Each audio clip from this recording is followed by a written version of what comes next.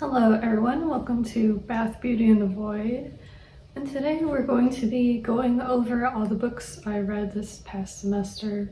It's been a while. My hair is different. Life is different.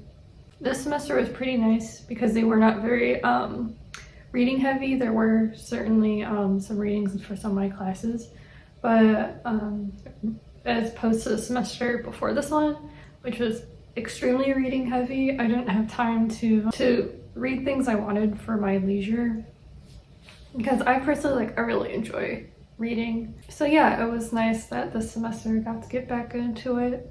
There may be spoilers in this review, so if I show a book that comes up, and I cannot guarantee I'm going to keep it spoiler free.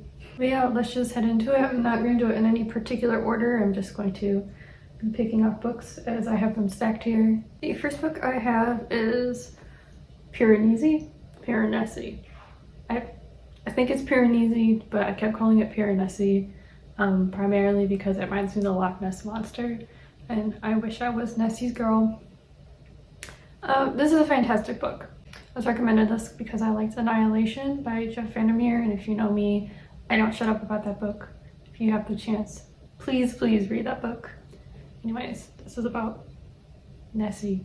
So this book starts in the perspective of a person that is writing in their journals, and they live in a never-ending labyrinth of marble columns and beauty, and it's so beautiful. It's filled with birds and statues, and there's definitely some dark twists. I will say, please be wary of different content warnings for this book. I've seen people list this as one of the most terrifying books they've read.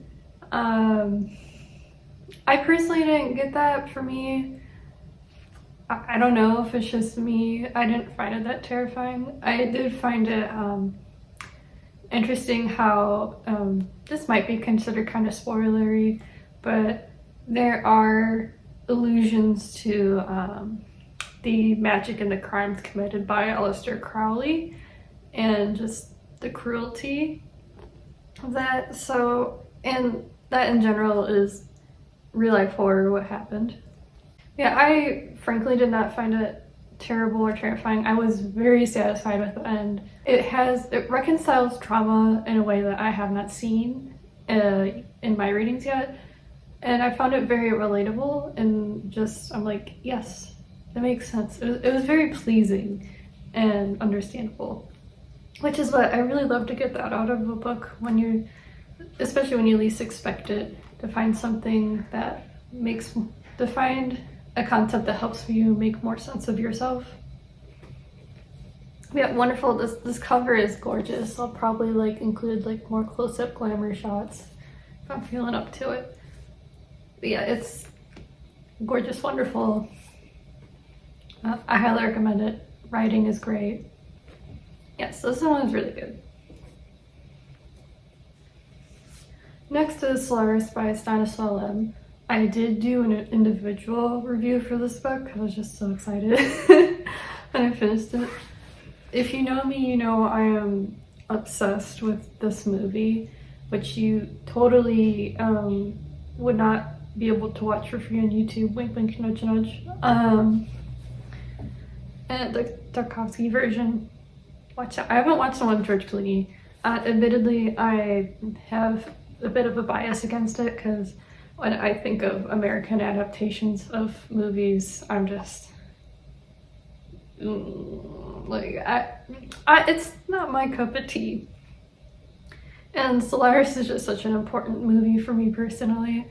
So I read the book it was based off of, and I had heard that the 1970 adaptation had been quite different than the book, and that is true.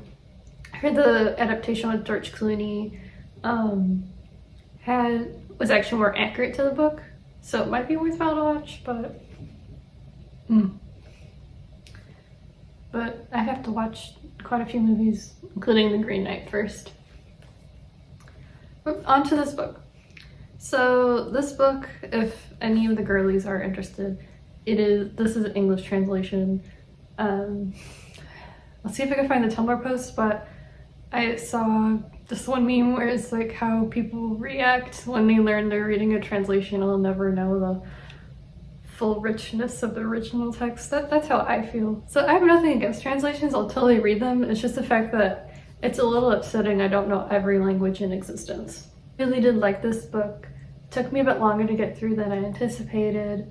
I think the speculative biology in this, if you could consider it that, is quite interesting. I do really appreciate the thought that alien life is just so bizarre and thinkable, and it exists in ways that we personally aren't able to fathom. I really just like that concept. Yeah, Solaris is quite good. I love this cover. I think it's fantastic. I recommend picking it up. If you're like me and you're always looking for this book but you can never find it, you need to check your local bookstores because they will have this baby. Support your local bookstores because they have the best books. That's where I got most of these from local bookstores, and the rest is Target, I believe. Target surprisingly has some bangers. Next is Her Majesty's Royal Coven by Juno Dawson. When I was initially reading this book, I was like, yeah, this is a solid 3 out of 5 star book, which is not a bad rating in my opinion. It's not a bad rating in my rating scale. A 3-star book is a pretty solid book, because having 4 and 5 stars means it's like exemplary, it went above and beyond. But 3 stars is definitely like readable. Just, you know, something like you don't really have to like think, it's not pure and easy. My comfort movies might not be the best to certain standards we hold, but they're still comfort movies and they're still fun. And that's what 3-star books are to me. They have a very special place in my heart.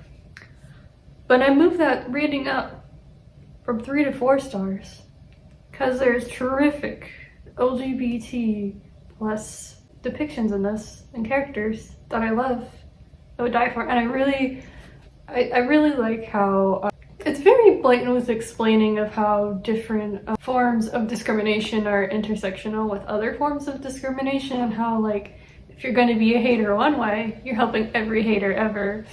You know, yeah, I thought this was fun. I moved them from 3 to 4 star because I mean, especially like it has really good trans representation, and I think it really helps that if maybe there isn't a trans person in your life, like I think this book really brings up situations like this is like almost like forms of like etiquette of how you're supposed to act, because I know some people like they just genuinely don't know. But yeah, it's I love it. I love witches. I love gay people. I love the ramifications. There are 2 more books in the series coming out. I historically am horrific at reading books in the series. Not for any particular reason, it's just I usually never pick up sequels or anything. The last sequel I read like religiously was the Eragon book until it got, I think it was like the 4th book. It was whatever book the Yellow Dragon was on. I do want to pick up Eragon though.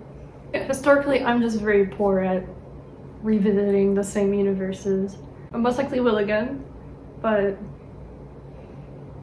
yeah, I definitely like am interested in seeing where the rest of this goes. I really like the situations and how they're handled in this book. Some of it is very on the nose, but I think being on the nose is worthwhile sometimes, because sometimes when you're trying to construct a situation with different nuances, it seems, and you're just like hinting at it, it gives people a way to like intentionally perceive it as something it's not, or give plausible deniability, whereas this book is like, no, like this is ABC 1, 2, 3 and this is how I feel about it. So I really think it's worthwhile. It's a cute book. I mean, there's dark stuff that happens in it. I don't have much like trigger warnings, it's more like content warnings for like blood and that kind of stuff, but it's a cute book. The next book is The Final Girl Support Group. This book damaged me. Um, this is a good book, and this was in a very similar boat as Her Majesty's Royal Code. For me, it just kind of, it sits in a strange place where it's, for me, it's like in the 3 to 4 star range again. Would I ever read this book again? No, because it damaged me. Is it a good book and would I recommend reading it? Yes, because it's very fun and it really breaks down systematic violence against women and how women's trauma is exploited and frowned upon in society, and how people like to traumatize women and then just make them feel bad for being traumatized, and that's putting it lightly. This is a very good book. It was not what I thought it was going to be, where I thought it was going to be more about like the whole group, but it was actually more about a single person and their relations with everyone else in the group and different crises that arrive. But yeah, it's a good book, and just main character's depiction of like paranoia as a result of PTSD and her modes of thinking are very accurate in my opinion, and that's just being based off of personal experience. I found myself reading this book, I'm like, oh my god, she thinks just like me when I'm in that kind of crisis mode. That's so cool. And yeah, so it's kind of rough in some parts, not as in rough as it unfinished, but as in sometimes I just like was reading and something happened and I had to put it down and just kind of think about my life for a moment. It's good. I read, okay, on the book, on the cover of the book, it says darkly funny, from a review. It was not very funny to me. I kept waiting for like comedy to happen, and maybe it's not my sense of humor, but I was not laughing. I was like, oh girl, things are so bad. And it just keeps getting worse. Like, you keep wondering like what's gonna happen next, and it's like you don't want to know what happens next. Put the book down. She was going to live the rest of her life just fine, and just imagine that. But yeah, the ending is very satisfying. I liked it. I think it really also shows how I love how strong these characters are. Yeah, it's good. Like I said, I would never read it again just because it took me out sometimes, but I would highly recommend other people to read it, so it can also knock off your socks and we can just all talk about it. I have another book by the author, which is The Southern something. It's the Southern Book Club's Guide to Slaying Vampires. And like, I was really excited to read it. After seeing like his writing style from this, I'm dragging my feet on it. You know it's bad. So I like to read like really big long books. Like currently I've been inching my way through the Vietnam War book, which is a book you very genuinely have to decompress from reading some of the content in.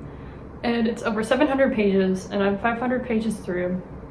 But when I'm reading really long books like that, I like to have a decompressing book, which it would be like a smaller book of about like 300, maybe like 400 pages, and I'll get through that. So I bounce around from book to book. So one, I can retain information better, because I find that if I'm staying focused on something for far too long, I won't retain that information as well. And two, just also like when you're reading long and difficult books like that, I found it really did affect my depression really badly. So yeah, so it's nice to have a break. Moving on, and for perfect form I'm talking about right now. So the next one is The Body Keeps a Score. If you want to talk about books that will really like knock you off, or not even knock you, this will like blast your soul out of your body. The first 20 pages in, if you find yourself far too overwhelmed with what's being discussed about in this book, I would not recommend it for you for mental health reasons. Trigger warning for literally everything. So The Body Keeps the Score is like, I do like this book, and it helped me gain a new understanding of trauma and mental illness I had not before, when I've been able to develop new coping skills from this. So it's been very valuable to me. I really enjoyed this book. But again, I don't know like if I could ever read it again or parse through. This book goes all the way through Bessel van der Kolk's career and how he started in the beginning before pharmaceuticals and psychology were combined, and how he's seen it all like overlap. It also goes into prior history of how people's trauma has been exploited, and how certain incredibly abusive and toxic behaviors were once shielded by psychology itself and seen as even like something even rewarding. So this book is incredibly haunting.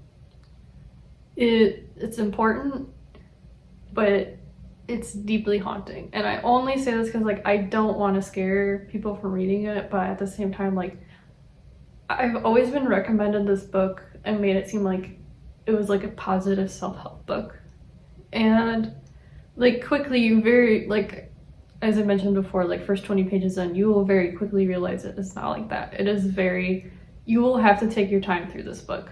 You really should. If you can crank through it, like that's fine if that's your reading style, but it's really something like, I was joking about how in a Final Girl Support Club I had to set it down, which is true, but like this is definitely a book, like the book I was using to take a break from the Vietnam War book, I had to have its own book I had to take a break from. So I find this is a fantastic book. There's a lot of people that talk about it, and so it's nice to know exactly like where they're coming from. It's something used as a source to cite, but it's, as I said, haunting. Like I kid you not, like trigger warning for everything. It's just terrifying to see, or it's terrifying to read about the systemic failures of protecting people from abuse and aiding people with mental illness, and how the most vulnerable in society are ignored. So I really like give a lot of props to the author for writing this. I highly agree with a lot of what he has to say. But yeah, it's no joke, man. Well, you will be a different person when you read this. The last book I physically have here is Clara in the Sun. Now, Goodreads reviews are very similar to like Sephora and Ulta reviews from what I've discovered, because there's a joke about like Sephora reviews is that there will be a moisturizer and people will give it 1 star because it made their skin look like a goddess. So it's very confusing.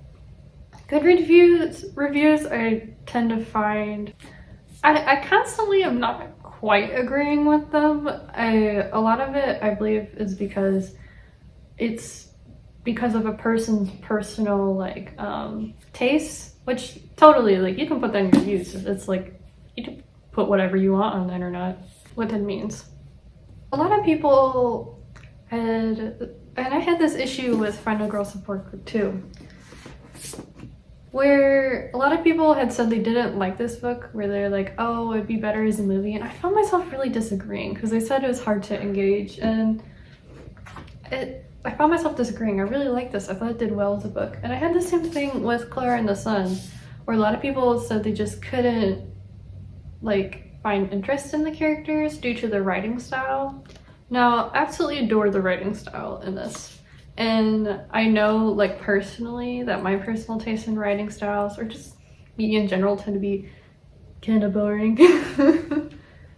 I've watched Solaris and Stalker multiple times, and I love No Country for Old Men, if that tells you exactly my interest in media consumption. It's boring. And I'm proud. But Clara and the Sun is a precious book. I did not expect it to be that because I had let my prior anticipation was really kind of directed by the Goodreads reviews that weren't sure about this book. But I really enjoyed it and I think it's really important. This book follows a girl who is something called an artificial friend, which is like a robot that people buy for their kids to be their friends.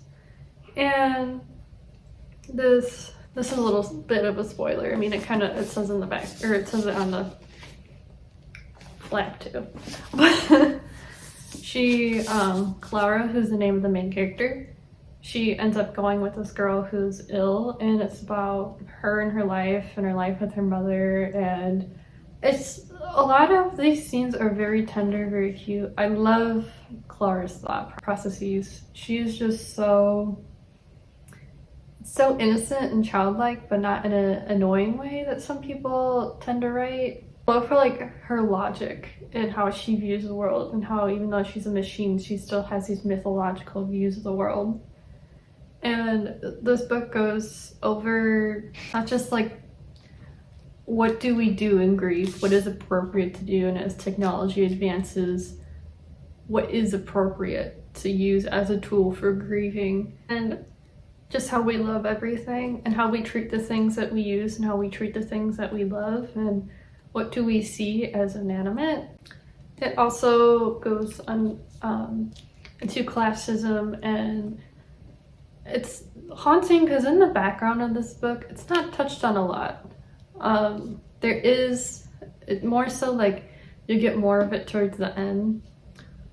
There is talk about like the rise of fascism and how this is happening in the background in the society of this book, but also how each character is intertwined with this.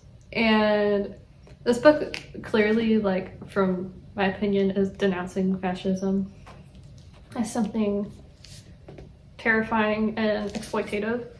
It doesn't exactly mention anything except that, but from the different overarching themes, it also seems to really talk about our consumption under capitalism and precious resources that we throw away despite our connections to them. Yeah, it was very precious because Clara's relationship with the child she lives with is just so precious, and just the way she interacts is so precious. So I find this to be like a very fascinating book.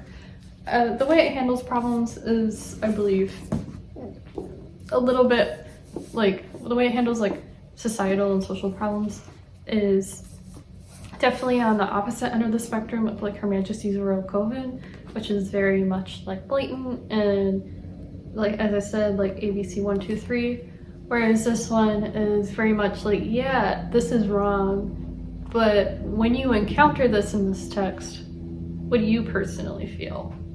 And I think this form of doing that, it also really interrogates how people feel, which I think is really effective. But yeah, wonderful cover. I mean, most of my books are like either red and black or blue, and they're just so gorgeous. Like, books these days are so pretty, and that's part of my problem. Next, I don't physically have it here. What I tend to do is I tend to buy books and then I'll donate them or I'll resell them. Yeah, so I don't physically have the last book, but the last book I have is Payback's a Witch. And Payback's a Witch is, again, for me, a 3-star book. It was really like a comfort book. Not like, it wasn't exactly my cup of tea. There were just different like tropes and things going on that I just like cared less about, but that's just me personally. I don't really read like rom-com books, so I'm guessing that's why like I just didn't really vibe with it. I thought the systems of magic was really good. I really did like the way they handled magic and depictions of it and magical systems. I thought that was really good, and that's primarily what kept me going. Also, it takes place in what sounds like in a very similar place of where I grew up at, so I was just like, actually, I'll take this. The countryside in Illinois is very pretty. Is there nothing there except corn? Yes. But it's pretty. I really did find it interesting how it is about a woman going back to a town that she left. Cause like really she felt like she had no place there and something bad, not horrifically bad, something bad happened to her and she's like, you know what, I don't have a place here, I need to make my own identity and I need to go to Chicago, which is what every person does. And then it's about her going home due to different magical responsibilities she has. And it's about her really accepting her place.